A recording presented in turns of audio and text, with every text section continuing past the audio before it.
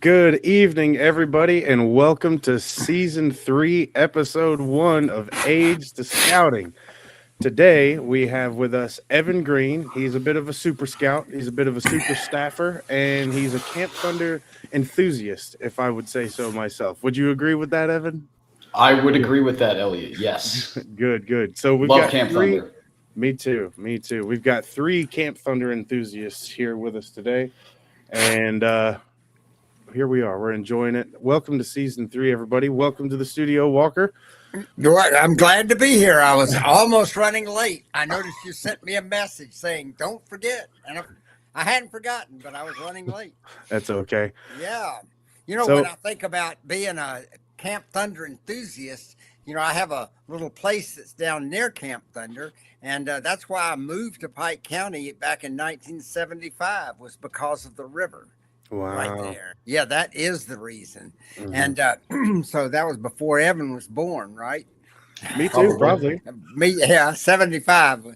Anyway, look, everybody that's listening in, I want you to know that what we're talking about when we say Camp Thunder is the Flint River Council of the Boy Scouts or the Scouting America, and it's in Middle Georgia. And the Flint runs from essentially the Atlanta area, the Atlanta airport, all the way down to the Gulf of Mexico or the Gulf of America. But it joins with the Chattahoochee River, and they form what's called the Apalachicola River down in Florida.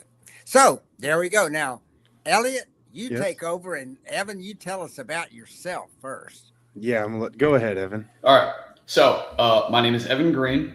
I am currently a Star Scout in Troop 66B of Scouting America.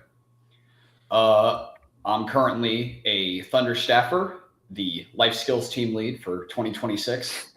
I've been working there since 2024, and I'm planning to work there for the foreseeable future. I remember having the same thought when I started. I started there, I think 2013 or 14 was my first year staffing. And I remember thinking, I'm going to do this for the rest of my life, I think. And I'm still got that goal in mind, but I've had to take a long break to work on lawnmowers in between. So. I happen to also, I'm in Troop 66B and 66G as well, and I happen to be your advancement chair. And I was looking at Scout Book, and I noticed that your tenure as a senior patrol leader for Troop 66 was 652 days. That's a pretty long time to be senior patrol leader. Can you tell me about your experiences in leadership throughout those 652 consecutive days? Yeah. So if we do the math, I started around 2023 as the SPL.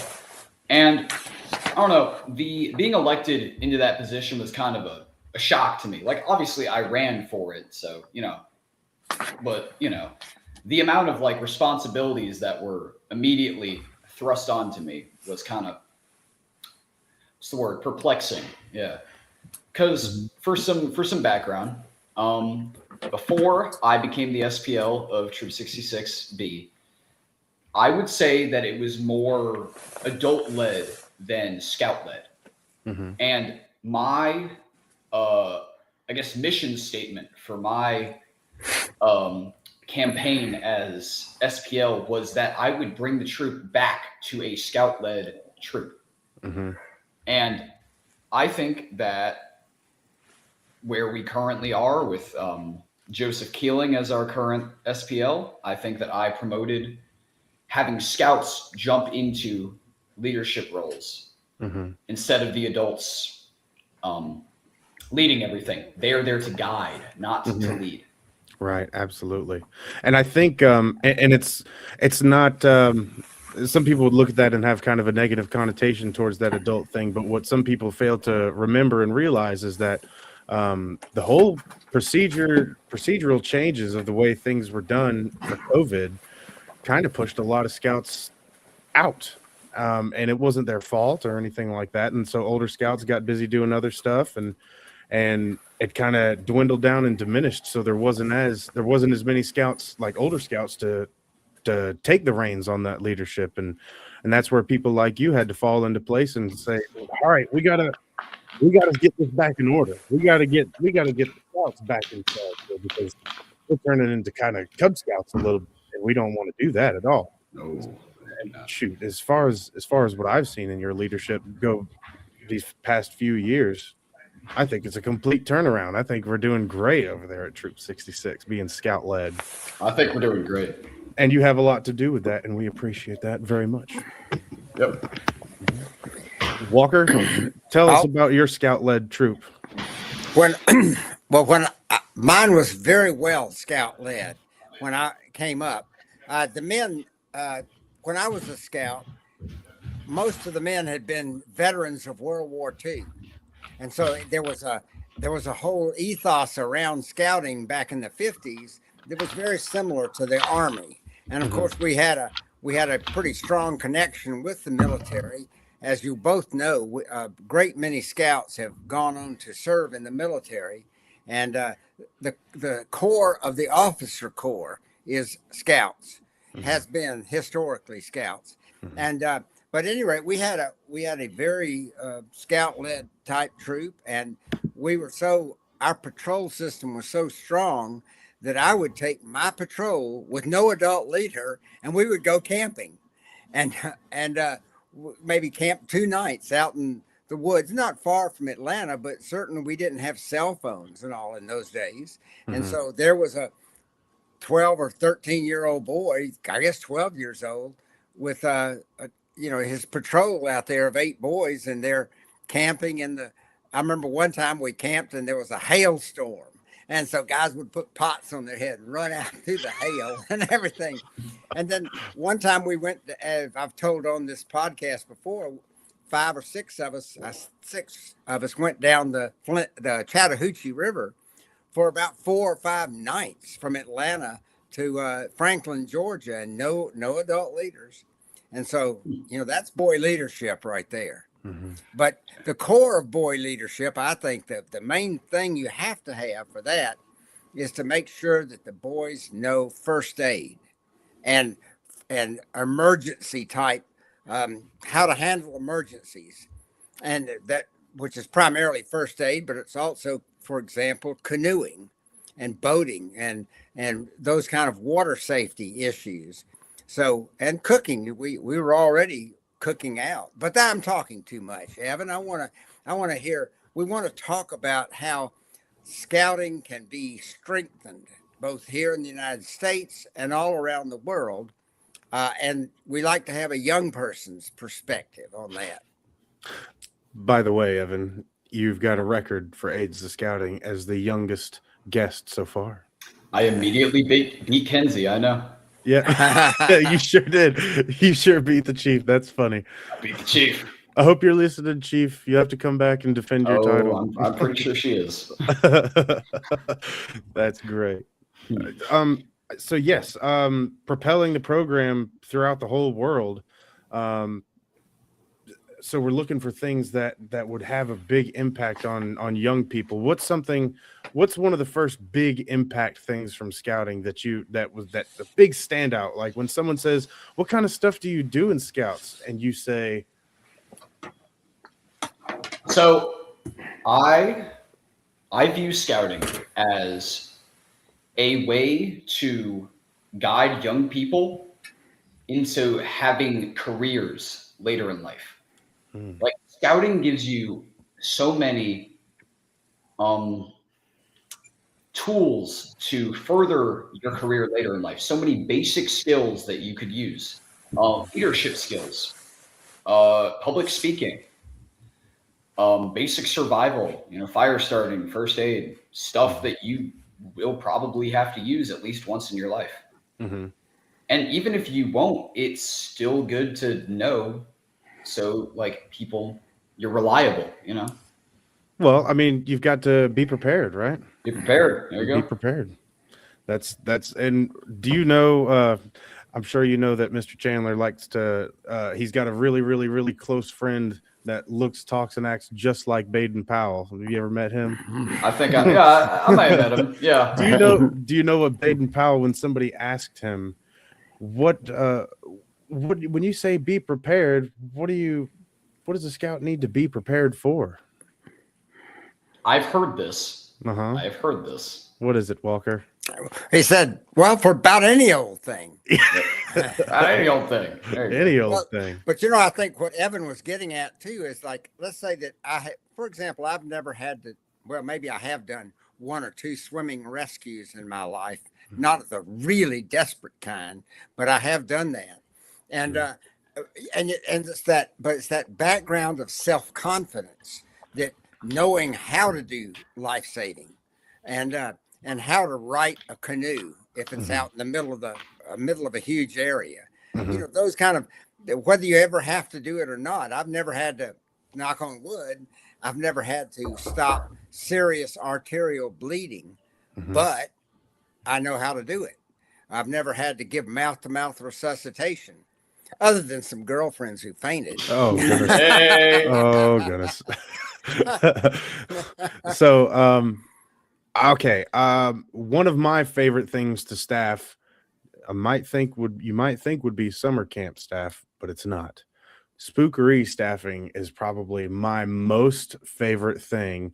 And can you speak on staffing at a Spook-o-ree and can you tell us first what a Spook-o-ree is, and then how much fun it is to volunteer for Spook-o-ree as a scout? Okay, so a Spook-o-ree is a yearly cub event held in October. So basically, it's a event where the Cub Scouts come out and they do a bunch of different activities that are led by scout troops that volunteer to, you know, get their hours and stuff, you know, whatever we need. whatever excuse we need to be down there. Yeah, I'll take any excuse to be down there. Exactly. But yeah, we Cubs first. I mean, you know, we try and put our own. We get a lot of joy out of it too, but we put a lot of effort into making sure that the kids have the best experience, even though sometimes it's, you know, not exactly planned the best, but you know, we work with that. You know? Well, we can't play in the rain, you know. Exactly. Can't stop the rain, Can't unfortunately. stop it. Well, to interrupt, I would say that one of the sometimes neglected part of scouting, at least in this country, is the use of den chiefs, which is to say a scout. Tell us about your experience as a den chief, Evan, and what that is to the world. All right. So while I was SPL, I also took on the role of a den chief. So while I was SPL for most of the time, the pack and the troop met on the same night, same time, all that. So I was basically a like den chief lead. I wasn't doing a lot of the den chiefing stuff. I was making sure that my other den chiefs were able to get to their dens and, you know, guide the Cubs. Evan, would you like to know how many consecutive days you served as den chief? How many consecutive days? 956. Woo, I'll say 900. that's probably most of your Scouts BSA career. Probably. Yeah, that's incredible. You did and you did 4 separate little injunctions of it, which is pretty incredible. I only did it for like 6 months or something. It wasn't for me. You know, I had an observation I had was when my son was about 14 or 15, he was on the camp staff one summer and did the buckskin program. And so, and the buckskin program, world listeners, is for the beginner scouts to sort of get in there and start working on their tenderfoot and their second class requirements, and also just get the feeling for scouting. But he, as a 14-year-old, found it just very rewarding. It gave him, and just so, you know, it's almost like one of the most fun things he ever did in scouts. And I've always thought that sometimes we adults, we're generations away from the Cub Scout, but those boys are only a few years, maybe 3 years away from the same age. So they understand and they think more like them, and yet they have the maturity to step in, and I think it helps the scout as much as it helps the Cub Scouts. Oh, I don't think I really learned those knots until I taught them at Buckskin. Yeah. Shout out to all the Buckskin staff I've known over the years: Dustin, Yeah. Aaron, Cooper, Ansley, Alex, Kenzie. There we go. Wonderful. Yeah. I could list mine off, but those people are not watching this right now, unfortunately. I'll get them to one day. If you know, you Go know. ahead, Walker. No, go ahead. All right, Evan. so the rest of Spook-o-ree, and my favorite part, I love this part. So I don't know if this is a universal Spook-o-ree Cub Scouting experience, but at least at Camp Thunder, we run an event at night for the Cub Scouts called, well, we change the name every other year from the Spooky Trail, Haunted Trail, whatever you want to call it. Basically, we have a nature trail at Camp Thunder, and we spend the second half of the day filling that up with different. I hazard to use the word horror, but horror attractions. Yeah. We It's have- really sticky, bloody skeletons and things like that. we got scare actors, we got different scenes set up, we got some Oh, yeah. chainsaws. We got a bus. Yeah. Oh, yes. Oh, the Bus. bus is the funniest part because you're like, oh, they just parked it there because they're transporting, and then it honks at you. I think it's great. Another year that they had this it's like this tube, and it's like a big vibrating tube that they use to settle concrete. And they took this tube and they sat it down on the ground, and then they put this big metal grate over it and then covered it with leaves and dirt and rocks and sticks and things like that. Yep. And they had this chair set up with several lights and I think a fog machine and maybe some strobe lights. Oh, we still do this. We still do this. Okay, good. Yes. Well, I don't want to ruin it, but I'm going to ruin it for people. Yeah, continue. Keep going. Okay. Yeah. So you get the group of scouts and they come up on the trail and they see, and then the lights come on this light, and you've got some poor scout sitting there, and the scout was playing with their knife wrong or something, or wasting water or something like that. So they're going to the electric chair. So it looks like an electric chair in every way, shape, form, and fashion. And then a nice, good little story is told about how the scout wasn't following the scout law or something like that. And then all of a sudden the lights get real bright, and that concrete vibration machine goes boom right under everyone's feet, and it is just absolutely terrifying, and it's Great. wonderful to watch. That's great. I'm sort of thinking now about how when Halloween comes around every year, a lot of parents will take their children to little haunted houses or wish that they had a place. And so here the scouts are providing a good, safe environment, and it's an overnight event, or is it? Yes. Yes. Overnight It's a event. weekend event. Yeah. Yeah, and so here these families that can come there with the whole family, not just the Cub Scout where they send him down there, but or her, but the whole family can come and participate in a decent, orderly, fun activity. I assume they have also a campfire down there at Yes. on those Or we do nights.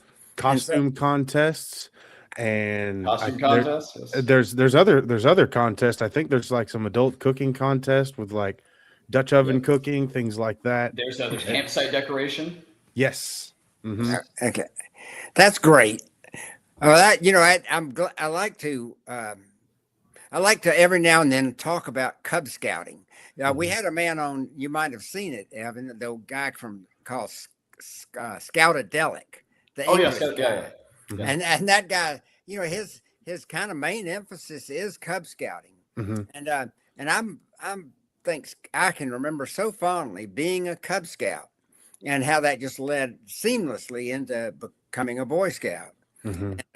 So it was just, I just love to sort of tell adults that are listening to this, and for that matter, young scout leaders like yourself, about how really it isn't that difficult. It's like a playgroup, huge playgroup for your children that has kind of a moral structure background. And I believe y'all are going to talk a little bit about what the scouts provide in terms of leadership training for Cub Scout leaders. I've spoken about that before a little bit, but I'm not going to hog this It's evening. okay. Well, Go ahead. I want to hog something. I did something. I did something last week, and I think you two would probably find it really cool, and hopefully our viewers will too. So give me just a second. All right, Elliot. And while they do that, Evan, I'll tell you about I used to lead Song Lead that have these council-wide scout leader training sessions. And my specialty was to talk about songs and song leading. And you were talking about public speaking. You know, our first podcast was about communications merit badge. And Okay. I've always thought that singing was a great basis for public speaking. And it gets a lot of shy children out of themselves when they sing with a big group. Yes. Elliot. Dude. This is a probably 40 to 50% of my patches, and I put them all on a cork board here around this stuff. Evan, get jealous. There's so many staff patches on there. Yeah, I'm seeing them. Got some scouting for food stuff. I've got the entire Camp Thunder totem, as you can see, Yes, and I've legitimately slept in everything, even the one that you probably shouldn't. I've got Gilwell Park. I've got some 2010. Got a nice, got to have the home team here. I'm seeing. Oh yeah. Oh, what have you got, Walker? What's that one? Is this a Silver Beaver one or something? 24th World Scout Jamboree. Oh, yeah, there we go. All right. And I've got some really nice Jamboree Camp Thunder specific. You can see the dining hall on that Yeah, I one. see You the can dining hall. Howard Lodge. Oh yeah. So and I designed this patch. It's supposed to look like a handicapped or a whatever you call them, to tags, because we did a disabilities awareness Camp-o-ree back in forever a million years ago. But it was awesome. Okay, that's all. All right, y'all keep talking. All right.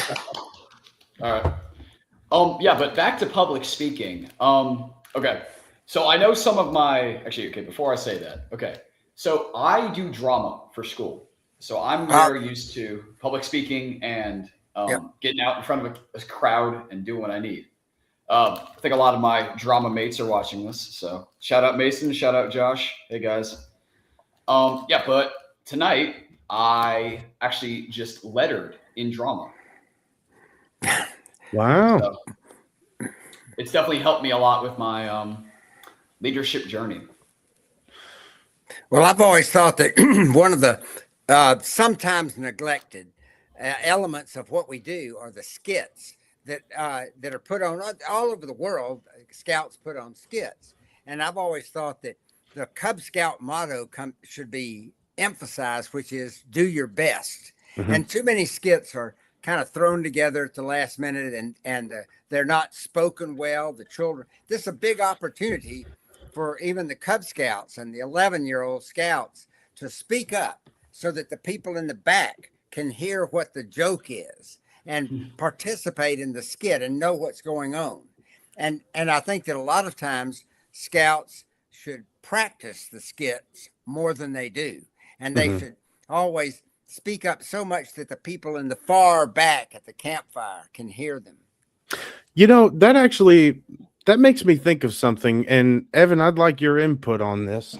I think compared to the type of camping and campfires that people of Walker's generation or people of my dad's generation and my generation and your generation, the way these campfire setups kind of differ a little bit is, let's say we have a weekend fall camporee or something like that, and we get there Friday night. We get up Saturday morning, we're cooking, and then as soon as we're done cooking and cleaning up, we're going straight to program stuff, and we're doing program stuff until lunch, and then we go have lunch, and then we clean up lunch, and then right after lunch, right back to program stuff. And it feels like I like that there's so much structured schedule in it, but it seems like we just as scouts, y'all as scouts don't have enough time for that weekend to have your skit ready. So I wanted to throw in. There you go. You use your meal times. You could, but everyone's playing and doing what they want to do at that point for the most part. So don't do that then. There you go. We need to plan this. Come on. That's good advice. So I was thinking, as a piece of advice to all the scouts, senior patrol leaders and patrol leaders included that are listening to this right now, before you go to Camp-o-ree, go ahead and get your skit ready at the meeting prior. That way you don't even have to think about it as much until when you get to practice for your meal times, like lunch, breakfast, or dinner or whatever, you'll actually have you'll know what you're going to do already. So you're actually practicing rather than figuring out what you're going to do at the last minute. So scouts, listen up, do that stuff on your meeting right before Yes, Camp-o-ree. do it. By George. And do your best. Please, do your best. As your campfire person for most events, please plan your skits before you get here. Please. Yeah. For my sake. Please. Or practice the song on the way there, you know? Thank you. Yes. Like print out the words or write them down. No shade to Cub Scouts and a lot of troops, but y'all skits are very thrown together. Well, we all know, you know. Well, of course, exactly. You know, a lot of really good skits need some props, and for example, a blanket that's held up that you put a flashlight behind it to make it look like a magical machine. You remember the old skit about the guy that throws a stick over in it and a log comes back out, the great enlarging machine. And the make it bigger machine, yes. Yeah, and then finally... We did that during summer camp. And then finally a scout comes along dressed like a lady carrying a baby and trips, and the baby, you know, that falls over into the machine, and then a scout runs out with a diaper on and, Mama! I don't think we can do that one anymore. I don't care. But you know, hey, look, Baden-Powell says you can do it. Boy. World Baden-Powell says you can do skits like that. You're not insulting mothers. You're not insulting babies or anything else. And we have to be careful that we don't slide off reality into a seething world of political correctness and fright and worry. Right? Yeah. That's true. I agree with that. I agree with that assessment. Mostly. Yeah. My favorite skit, since we're talking about our favorite skits, was the Important Papers. Do you guys know that skit? Oh yeah, something that ends up with toilet paper. Yeah. That's the best one. Evan, what's your favorite skit? My favorite skit. We did this during summer camp. So this became not my entire personality, but to the campers, I was this guy the entire summer camp. So it was, I forget what it's called. Okay, it was called You Need a Tie. Okay, so basically the setup for the skit is there's this traveling tie salesman in a desert, and these lone wanderers come asking, "Do you know where water is?" And all I say is, "You look like you could use a tie." And then that all happens like a few times. And then another guy comes up and same whole exchange happens. He's like, "Do you know where I can find water?" And then I respond with, "I know a place." And then we, kind of do a whole scene change. And then I lead him to this restaurant and he tries to go in. But the bouncers don't let him in because he doesn't have a tie. That's funny. It's funny. For my final year of summer camp staffing, I was the program commissioner, and my friend Andrew was the service commissioner. And for some crazy reason, me and Andrew decided that we had the PFGs is what we wore as our uniform at the time. And we decided that because we're super important, super professional, we're the commissioners, we can drive a golf cart. We have a radio. Look at how fancy we are.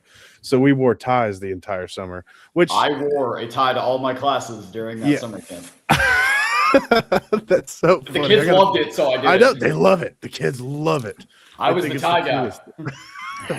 The tie guy. Yeah, somebody's commenting and that's Miracle. Yep. Yeah. The tie Hi, Miracle. Guy. So, okay, we talked about Spook-o-ree. I want to tell me a little bit about leading or helping to run a Camp-o-ree and what a Camp-o-ree is and how it differs from Spook-o-rees. All right, so a Camp-o-ree is strictly a Boy Scouts event. Well, okay, it's a scouting event. Give me a second. We might let Weeblos and Arrow of Lights in. I might need to check my sources on that. No, they do. We do every once in a while if they need to have their camp out with a troop. That's typically the time to do it. Okay. Yes. So there we go. We let Weeblos and Arrow of Lights in as well. And for any outside people who don't know scouting, Weeblos and Arrow of Lights are the higher ranks in Cub Scouts. All right. So, 9 and 10-year-olds. Well, yeah. So a camporee, a troop, or more recently, a chapter of the Order of the Arrow,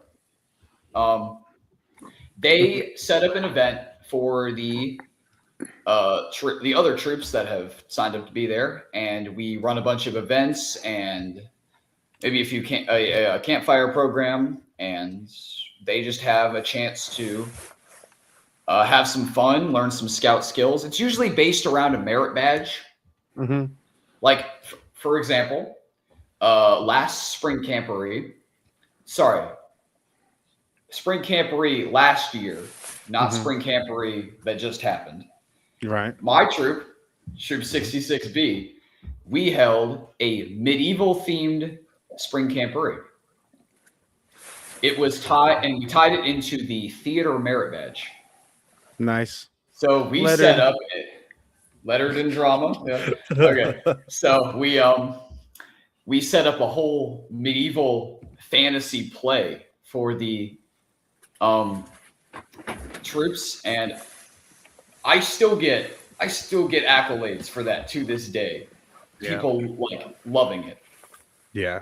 Like so it should be based around scout skills, but a lot of it is making sure that the troops have fun. Right. Yeah. So. Well,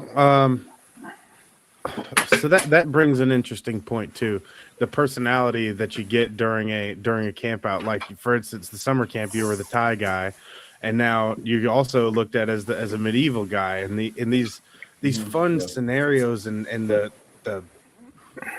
atmospheres that we're able to build around those Spook-o-rees and Camp-o-rees and just at the troop level, at the patrol level, or you and a couple of buddies, the inside little jokes that you get to have after all that fun. There's something to be said about that as a teenager and a young person, about how much fun it is to create those things. And you really just don't get that kind of stuff at school all the time.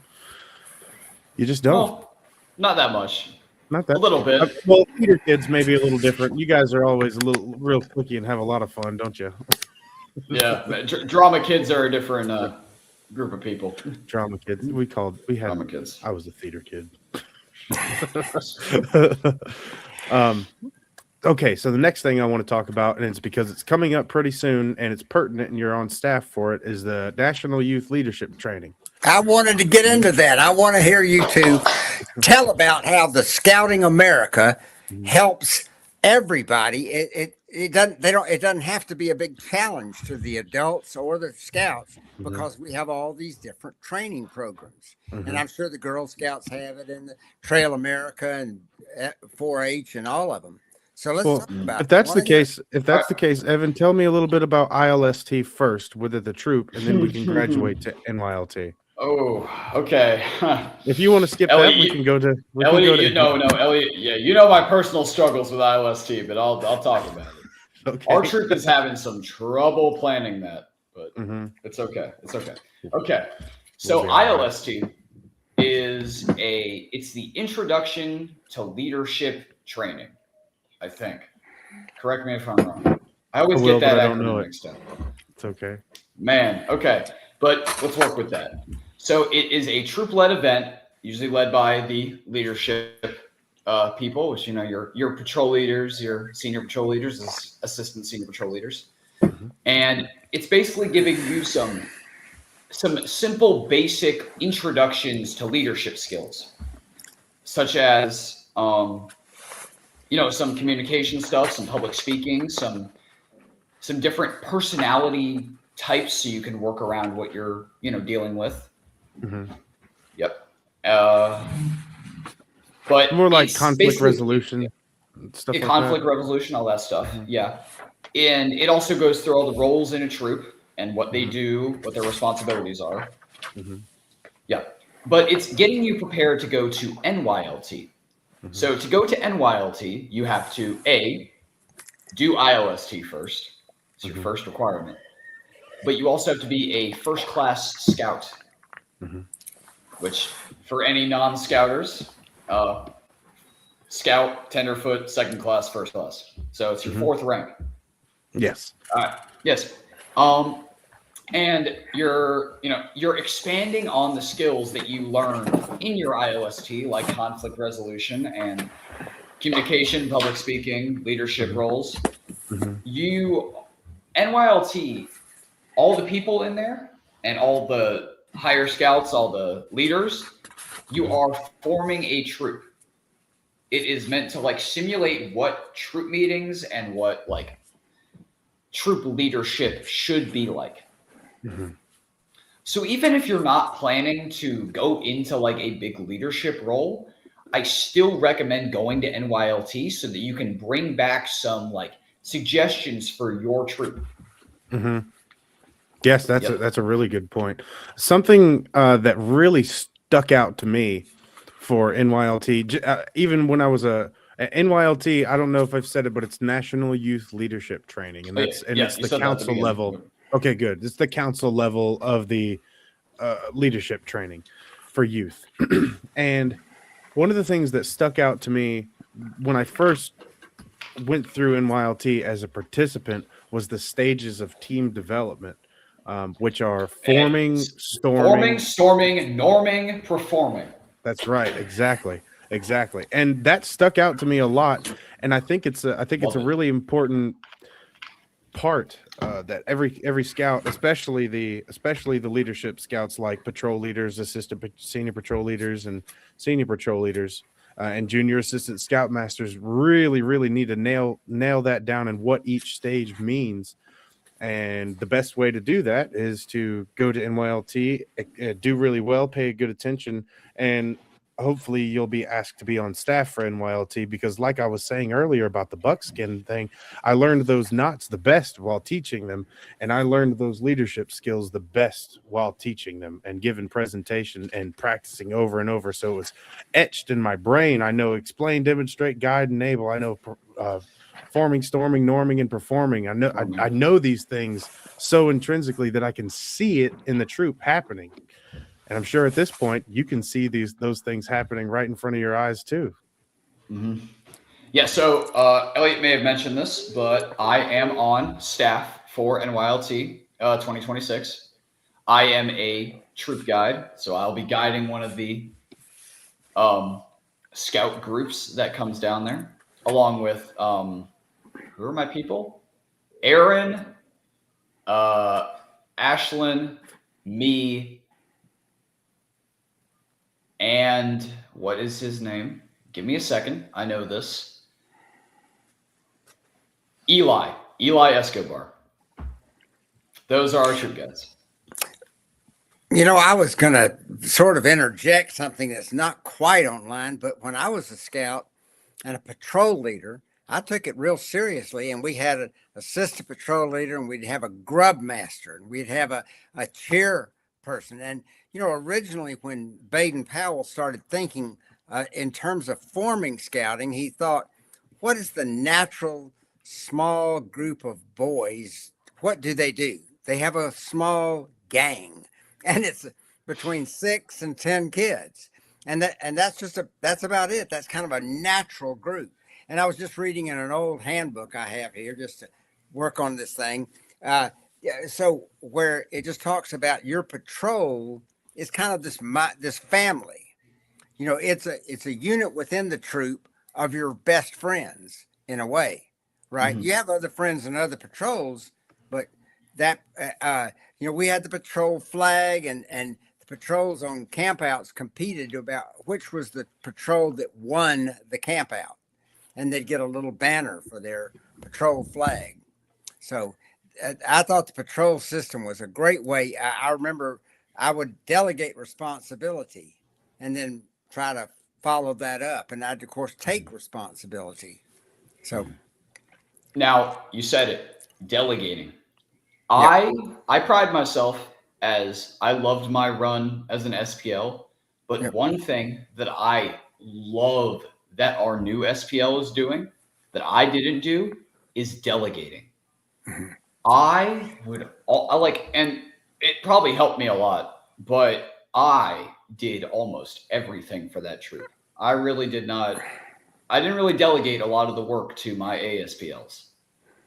mhm, So I feel that by not doing that, I set a example of what not to do for my current SPL. mhm. Yeah. Well, I also I think that it's kind of like in the Army. Uh, the officer of Company A doesn't go over and tell a sergeant of Company B how to run his unit, and he might talk to the other company commander, and that guy goes down a chain of command. And I think that that chain of command business, a scout is obedient. Remember that one? And he says he obeys his parents, his scoutmaster, I think maybe his patrol leader, and all other duly constituted authorities. And so they learn how to work within a structure, and they learn why that's useful. Because it certainly you can't have. That's one of the things I can't stand when you see a troop where it's adult led and it camps out where the adults can drive their cars up and bring out their gas powered cooking equipment and cook all the meals. That's No. not what we need to be doing. It doesn't train leadership. Now, I am all for gas power stoves as Yes. long I'm fine with that, but it should be done by the scouts, not by the adults. Well, another thing is carry. If you're going to carry a gas stove 5 miles in, you better carry one of those little tiny ones. Oh yeah. The big one. No, no, no. I don't like the big ones, but like the small ones, yeah, I'm fine with that. That works. You Yeah. still have to put some effort into that. Yes. Well, I remember we had when we went camping in those days. We had one of those things where you have a cook kit, and it was a big pot, and then another pot nestled inside that, and plates down in it, and it was all just a huge operation, and so we had to. It was so heavy, you had to divvy it up among the scouts, and of course, the food. How do you when you're going on a 5 or 10 mile or a 3 day hike, you've got to carry the food, and so you've got to divide that stuff up. But it's but but that's just the way it is. People have to learn. We're trying to teach how to operate, how people can operate under rougher circumstances. Is everything all right, Elliot? You okay? Everything's okay now. The youngest was very upset because I didn't lay with her for very long when it was time to go to bed. So I just gave her a big long hug and said, "Honey, it's gonna be okay. It's gonna be all right." But I was hearing about heavy packs and distributing the weight as best as possible. It reminds me, I went on a trip with my wife Melody.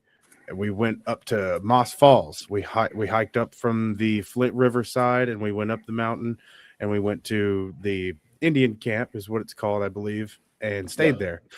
I am not an avid backpacker, and if you guys are watching last season, we had Mike Hoponsky on, and he was talking about all of his crazy super lightweight gear, and he said that his pack that he took for like a 3 or 4 day, I can't remember right this moment, 3 or 4 days, and was only 18 pounds, and he had No, he said 8.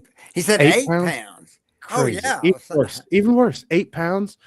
I weighted my pack and Melody's pack. There was neither one of our packs was under 40 pounds. I mean, you're here, so it obviously worked, but Yeah, I'm fine. Yeah, it was a really nice tote up the mountain for sure. But we got there and it was fun. We had a good time. We had plenty of stuff. We had 2 of everything, I think. But it was ridiculous. Needed a couple of scouts to carry the rest of it. Should have just distributed it better. And I've always thought that scouting, I think at Philmont they used to use pack mules, and or pack Mm. burros. Mhm. And that's kind of a neat way to do things. And of course, we all as scouts really should learn how to pack horses and packing equipment, because there's an art to it. Mhm. The weight distribution and how to have it not just all start coming loose in the first mile and all that sort of stuff. I think learning how to pack an enclosed trailer correctly and to have it weighted correctly would be a fantastic class for most troops to take. What Yep. do you think, Our Evan? troop needs that. Oh yeah. Oh yeah. I remember one year for when I was young, we had revamped our entire enclosed trailer for my troop, and we put up shelving in there and big straps and these great big tubes, because we had our dining flies, which were just aluminum rods and tarps, and so we had these great big tubes that we slid into the top side, so everything wasn't rolling around on the ground and all sorts of stuff. But yes, trailer classes and how to pack them and how to strap things down properly and where to put most of the weight in front of the axle so you're not fishtailing down the interstate. Well, another thing I've always thought that maybe it's just a paranoia on my part, but knock on wood, I've never had a canoe. I've never had a canoe fall off the top of a car that I put it on. But boy, that could be a disaster. You have a trailer come loose and not have the safety chains on it, and then have it kill somebody. I mean, that's stuff we can. Now go, Evan. It sounds like you've had. Tell us about your canoe. I have a story. Yes, go Okay, ahead. so this is not scout related, but it is canoe related. Okay, so my drama people, you know this story well. So we were on the way to our one act state competition. Oh, yep, Josh, you're texting it right now. Yep. Okay, we were on the way to our one act state competition, and a canoe was a big part of one of the scenes. So we had to bring it like an hour out to somewhere like down low in Georgia. And the person who was driving it there didn't strap it the best. So while they were going down the one of the roads, it flew off. We had to go retrieve it. Oh no. Oh, we definitely tied it there. Was it okay? Like, was the Oh, it's all fine. right? It has a hole in the bottom of it, but and it'll Fine's Well, a yeah. strong word.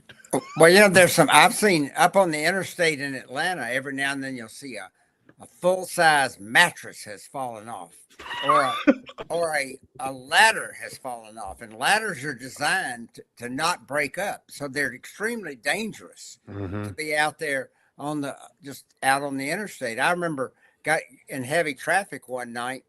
It was stop and go, and there was a whole wheel sitting right in the middle there. So I just put on my blinkers and got out and moved it.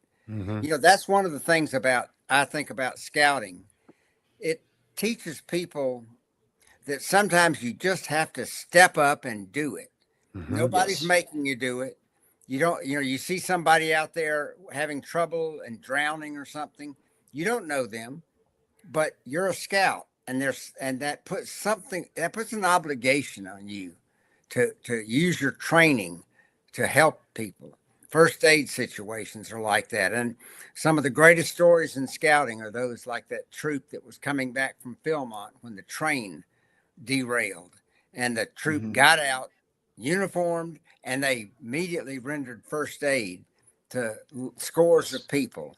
And that's scouting in action right there. Yeah, I'd agree. Yes, it is. Have you ever been in any similar situation like that, Evan, where you've used some scout skill that you've learned in a real life situation? I can think of a lot of times I should have, but I didn't. I'll take one or two of those. That's hilarious. Okay. Yet again. So, okay. For our physics class about a month ago, we had to build catapults for our physics class. We were trying to knock down cardboard castles, all that stuff. And me and a few of my friends built a trebuchet. Well, they built it. I provided the ammunition. And we were trying to figure out how to tie the stuff together to get it to work. And full honesty, probably should have known that. I didn't. I did not step up, and I pride myself on a lot of scout stuff, but I will say knots are not my strong suit. I'm not good at it. I cannot knot. I'm working on it though. I'm working. You got to go teach buckskin. You'll learn them then. That's how I learned them. No, Greg needs me in other places. Oh, I'm just messing around. I know. Yeah. How about that Greg guy? I like him. Greg, I hope you're watching right now. He's so cool. I love Chevy Greg Joyner. And the things that he's doing for our beloved Camp Thunder, I think, are just wonderful. Well, actually, I can answer that question right now. No, he's not watching this. He's at camp school right now. Oh, he's not. He better be sleeping right now. He's got a lot to do in the morning. I already know. You know, one of my thoughts in life has long been that emergency preparedness on the part of sheriff's offices and the FEMA people should coordinate with scouting units and for that matter other organized groups that could be called on in emergencies like tornado damage or those type situations, and the within scout programs, whole troops should have a telephone call system where they can mobilize if they need to handle an emergency situation, maybe a lost child or a tornado down, and because even a small scout should understand things like traffic control, because at the scene of a wreck, for example, a 10-year-old might understand, if he's been properly instructed, how to take control and organize the relief at a wreck scene, including the warning of traffic in the distance, and so that nobody else gets hurt by oncoming traffic and issues like that. Just a thought, and it's a thought for everybody. And maybe we'll have some people in other countries like Kenya or someplace will tell us how that they do cooperate and coordinate with their scout groups. So in World War II and World War I, a lot of scouts gathered things like aluminum and newspaper and other things, and they really helped the war effort. And so, but it's in a way you don't want to wait till an emergency comes to try to organize your troop. You want to organize it ahead of time, and then within that system, have a senior patrol leader, an assistant senior patrol leader, and patrol leaders, assistants, and right on down the line, so that a senior patrol leader can say to tell a patrol leader, take your patrol and do such and such, guard the south entrance, and you take the wolf patrol and guard the north side of this accident scene, so forth. I like that. Yeah, now, that kind of makes me think about Explorer Scouts and how I think we should probably find an Explorer post and see if we can talk to an Explorer Scouts and how they coordinate and plan for that kind of thing, because that does exist. It may not be in every single troop and every single pack, but that certainly exists. And we should Explorer Scouts. If anyone on listening knows an Explorer Scout, I'd like to have him on the show. That'd be great. Well, I've also thought in these circumstances that if a troop does get mobilized to help, they should all come out in uniform, because people will listen to a Cub Scout in a uniform before they'll listen to just a kid and just standing there in a stripy shirt. Yeah. Y'all. Quick question: y'all had a venturing scout on yet? Nope. I'm looking to do that too. I have some suggestions after. Well, I guess Chief Suku is a venture scout. Right? But just someone to talk about specifically venturing. Specifically venturing. Okay, I'd be glad to get to know them. And the other thing is, Evan, I'm gonna not that you haven't been on the spot the entire time because you're the guest of the show, but you have watched quite a few of our episodes, as I'm aware. What is something that you, as a viewer, would like to see on Aids to Scouting coming up? Well, not to pride myself a little bit here, but I think that something that y'all should do a lot more is get more scouts on. Like adults work as well, but scouting is inherently a youth program. So getting youth on are, yeah. You want to get So all your I friends think on I'm- here, don't you, Evan? Oh, You're I trying want to to get get all all your the buddies Camp on. Thunder staff on. Well, Yes. well, before we, in that regard, Evan, I'm when I was in the Order of the Arrow, Indian lore was considered well. When I was in Scouts, Indian lore was considered important, and I knew you were in the OA, and so in the ceremonies we had people who took it very seriously and wore really good costumes, and I remember in the I don't know if you've ever seen Ben Hunt's book about Indian lore, but he was even talking about taking, if you're too white, you darken up your skin. You know, red clay can do that to an extent, and then wear a black haired wig. And so there's all this cultural appropriation absurdity that has sort of been raised in the last 20 years or so. But I was thinking maybe we should get an OA dance team person. One of these groups, one of these people groups.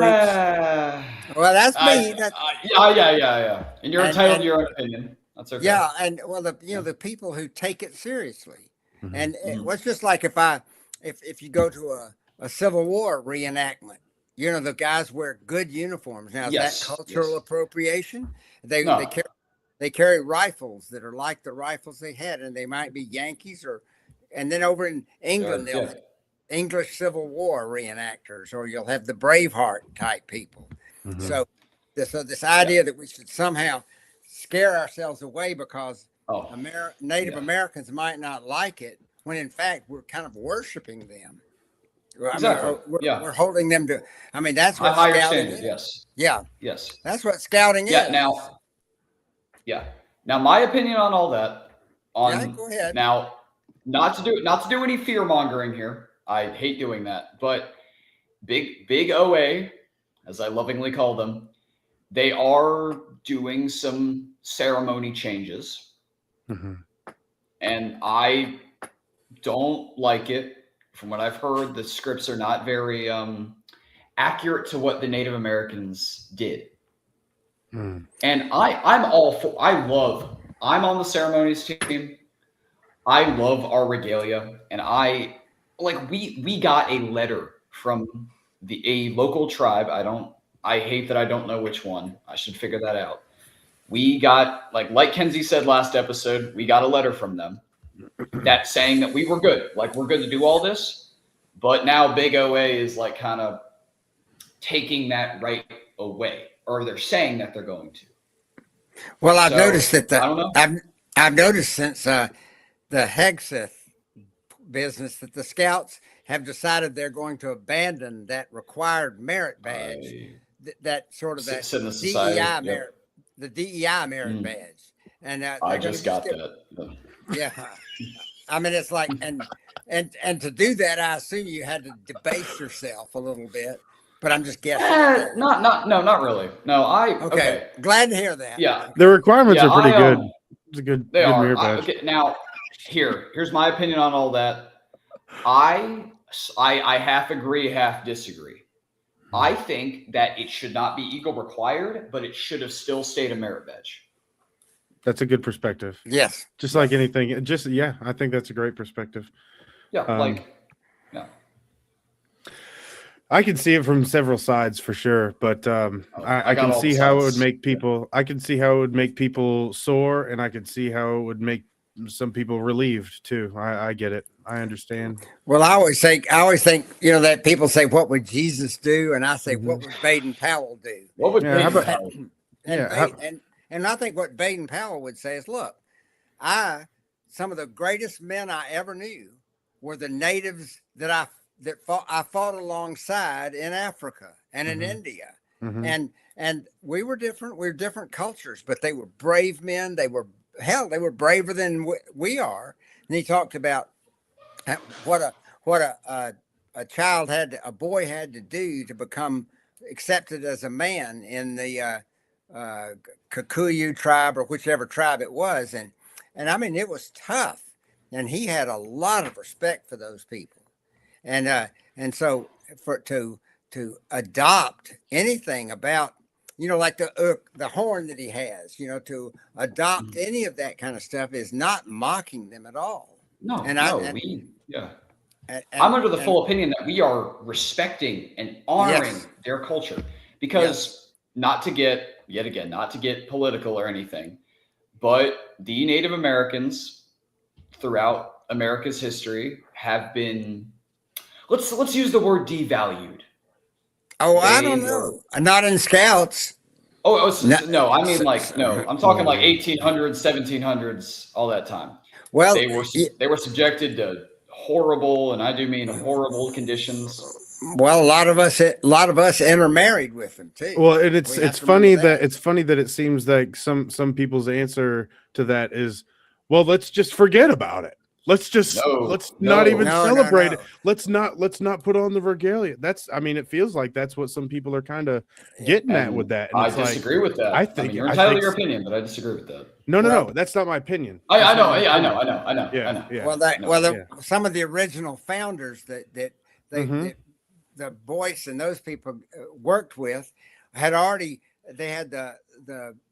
what was it, the Woodcraft Indians and the birch bark legend and all, and they'd already had these Native American based ceremonies and ideas and the scouting and the woodcraft. And we think about people like the James Fenimore Cooper and his writings of those were celebrations and admirations of the warrior culture and the natives and their ability to live here without an industrial background.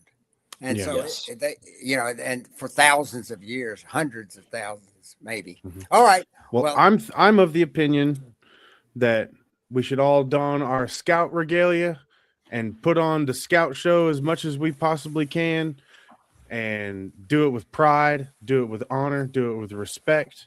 And I'm not talking about OA or Native American, but just the Scout ideals. What we're doing here, what we're trying to do, not just here in the Flint River Council, but in the United States and in all around the world.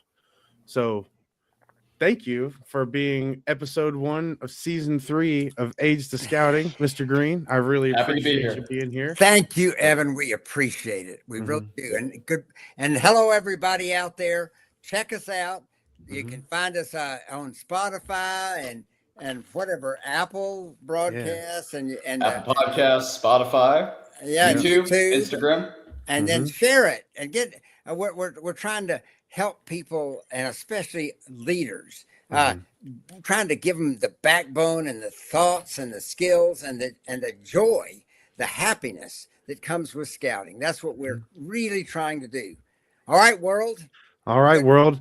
I'm going to say one more thing. Yes, please. I've been working on a Scout video game called Advancement Arcade, brought to you by Aids to Scouting, and it'll be coming out in the next few weeks. So as we move through season 3, everyone look for a really fun video game that's going to come out. It's completely free. You don't have to buy anything. It's just get on there and play it if you want to. What platforms is it going to be on, Elliot? It's going to be online, just like a website. You click on it. Okay. Yep, it's just going to click on it and you can go right to it. It's going to be great. Sounds great. All right. Good night, everyone. Scout on. Yep. Scout on. Good night, everybody. All right. Let's see. In the